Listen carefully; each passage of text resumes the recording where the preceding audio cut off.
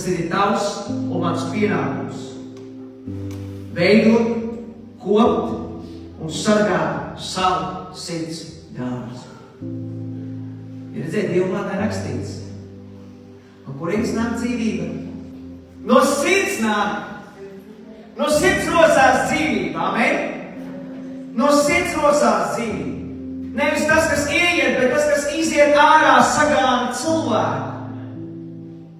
Viss nāk no sirds. Ļaunas domas ir rakstīts. Bet, ja tava sēkla ir Dieva sēkla un tā paliek tevī, nevar nekas ļauns nākt ārā. Nāk tas labais. Tā dzīvības sēkla.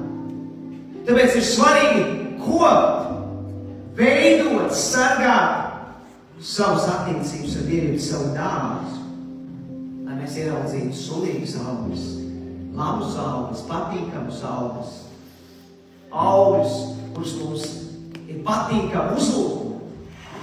Tas, ko es teicu par jūsu dārziem, tad, kad tu aizies savu dārzu, tu redz, ka tomāti viņi nedārs. Nu, arī dārzā tomāti aug, jā.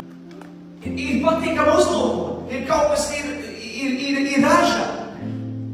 Līdzīgi notiek mūsu ticība dzīvē, mūsu attiecībās ar Dievu.